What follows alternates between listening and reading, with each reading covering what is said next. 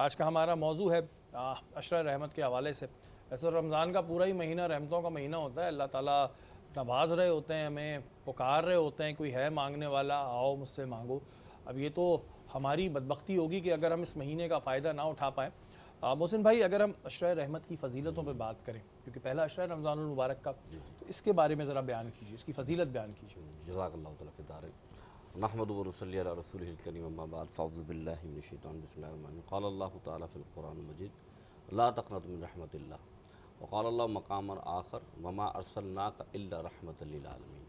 آمنت باللہ صدق اللہ العظیم۔ تمام تعریفیں اللہ رب العزت کے لیے جو کہ خالق کائنات ہے، لاکھ درود و سلام میرے آقا حضرت محمد صلی اللہ علیہ وسلم کی ذات پر جو کہ رحمت للعالمین ہے۔ آپ کا سوال کہ عشرہ رحمت، رمضان کا پہلا عشرہ اسے رحمت کہا گیا، وجہ کیا ہے؟ تو اس کی عام مثال اس طریقے سے ہے کہ اگر اچانک بینک کے اکاؤنٹ میں صرف 10 روپے پڑے ہوں اور اچانک جو ہے پتہ لگے 10,000 آ گئے، تو خوشی سے بندہ بولتا ہے یہ تو بڑی رحمت کی بات ہے کہ 10,000 پڑے ہوں 10 کروڑ آ گئے، بالکل یہ بھی سمجھ زیادہ لیجیے، خوشی ہوئے گی، تو اور زیادہ خوشی ہو جائے گی۔ تو یہ سمجھے جب رمضان کا پہلا جب یہ چاند نکلتا ہے تو یہی خوشی ہوتی ہے کہ وہ جو جنت ہے اللہ فرماتا ہے اس کو سنوار دو، تو یہ اللہ کی رحمت۔ وہ جو دوزخ ہے جس میں اللہ نے گناہگاروں کو ڈالنا ہے اسے بند کر دیا جاتا ہے، یہ اللہ کی رحمت۔ جو شیطان پورے سال وسوسہ دے رہا ہے وہ پورے سال بیکار ہے، اللہ فرماتا ہے کہ اسے پکڑ کے اسے قید کر دو، یہ اللہ کی رحمت۔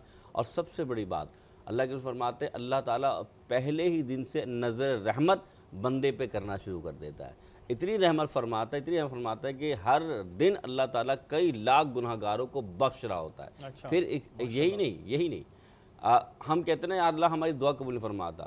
اس عشرہ رحمت کی سب سے بڑی جو شان یہ ہے کہ اللہ تعالیٰ ہر دن بندہ اس دنوں کے اندر جو دعا مانگے، جائز مانگے، اللہ قبول فرماتا ہے۔ پھر ایک اور بات، آج کل لوگوں کے پاس وقت نہیں ہوتا، لیکن یقین مانیں یہ عشرہ وہ عشرہ ہے کہ اس عشرے کے اندر اللہ تعالیٰ نے فرشتوں کو ڈیوٹی لگا دیتا ہے کہ جو بندہ نیکی کرے نا تم اس کی مغفرت کی دعا شروع کر دو، تم اس کی رحمت کے لیے دعا شروع کر دو۔ تو آج کل تو عام لوگ دعا نہیں کرتے لیکن فرشتے اس کے لیے دعا کرتے ہیں کہ ساری بات۔ اچھا محسن بھائی، جیسے آپ نے کہا کہ جو شیطان پورے سال ہمیں وسوسے ڈالتا ہے وہ بند ہو جاتا ہے، لیکن رمضان المبارک میں بھی ہم دیکھتے ہیں تو ناجائز منافع خوری ہو رہی ہے، لوگ جھوٹ بھی بول رہے ہیں، لڑائیاں زیادہ جیسے میں نے کہا رمضان میں ہو رہی ہوتی ہیں، جی میرا روزہ ہے، ہم پہ احسان تھوڑی کیا بھائی روزہ رکھ کے، میرا روزہ ہے میرے منہ نہیں لگو، تو یہ شیطان پھر کب بند ہوا؟ دیکھیں بالکل ابلیس اور شیطان اس کے چیلے سب بند ہو جاتے ہیں۔ ہمارے ساتھ دوسری چیز بھی ہے، اور دوسری چیز کیا ہے جسے نفس کہتے ہیں، جس میں قرآن نے تذکرہ، نفس کے بارے میں آپ کو کیٹیگری سب پتہ ہے، انسان بالکل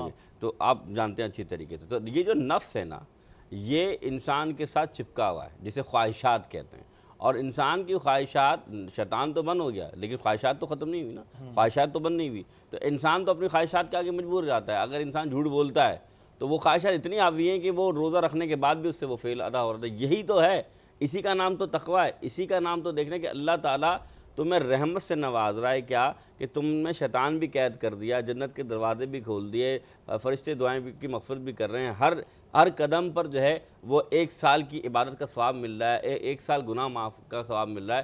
پھر بھی اگر بندہ گناہ کی طرف جاتا ہے تو اس کا نفس کتنا اس پر حاوی ہے۔ اچھا جی، یعنی کہ جو لوگ یہ کہتے ہیں کہ جی رمضان میں کوئی ان سے ایسا عمل ہوا تھا کہ جی شیطان نے ہمیں بہکا دیا تھا، وہ شیطان نے نہیں بہکایا ہوتا، ان کا اپنی نفس کا مسئلہ ہے۔ اپنے نفس کا مارا۔ اچھا دوسرا آپ نے ایک بات کہی کہ اللہ تعالیٰ کئی لاکھوں لوگوں کو، گناہگاروں کو مغفرت کر رہا ہوتا ہے، تو وہ پوری معافی ہوتی ہے، جتنے بھی انہوں نے گناہ کیے ہوتے ہیں سب معاف ہو جاتے ہیں؟ دیکھیں جو اب جب تک حیات ہیں اللہ تعالیٰ نے ان کی مغفرت فرما دی، وہ جو پچھلے جتنے گناہ تھے۔ اب بات یہ ہے کہ چاہے تو جسے اب اللہ تعالیٰ مغفرت فرما دو، چاہے تو دوزخ سے نجات دے دے، آنے والی زندگی میں بھی وہ کچھ عمل کریں لیکن اللہ تعالیٰ نے دوزخ سے نجات دے دے۔ مغفرت سے تعلق یہ ہے کہ اب پچھلے سارے گناہ معاف ہو گئے، اب وہ کوئی خطا کرتا ہے پھر توبہ کرے، توبہ کرے۔ لیکن اگر اس عشرہ جو تیسرا عشرہ جس میں دوزخ سے نجات مل جاتی ہے تو حدیث کے مطابق اب وہ آگے بھی کوئی عمل کرتا ہے تو اللہ تعالیٰ اس سے پہلے تو نیکیوں کے عمل کی توفیق دے گا، دوسری پھر بھی اللہ تعالیٰ اس کو پھر گناہ سے معاف کر جنت میں داخل فرما دے گا۔ اور یہ دیکھیں نا، اب اتنے سارے لوگوں کے گناہ معاف ہو رہے ہوتے ہیں، اب ظاہر ہے کوئی آپ اچھا کام کر رہے ہوں گے، کوئی نیکی کر رہے ہوں گے، تو ظاہر ہے پھر آپ کہتے ہیں نا نظروں میں تو ویسے آپ ہر وقت ہی ہیں، اللہ تعالیٰ تو شہرک زیادہ قریب ہے، تو کوشش کریں کہ رمضان میں نیک سے نیک کام کریں۔ اور جو لوگ کہہ رہے ہوتے ہیں نا ہمیں شیطان نے ورغلا دیا، تو بھائی آپ کی اپنی نفس کا بھی مسئلہ ہے، شیطان تو ظاہر ہے پورے 11 مہینے اپنا کام کر رہا ہوتا ہے لیکن 1 مہینے بند ہو جاتا ہے، پھر وہ آپ کی جو نفس ہے نا وہ آپ پہ حاوی رہتی ہے، تو اس کو دیکھنا چاہیے۔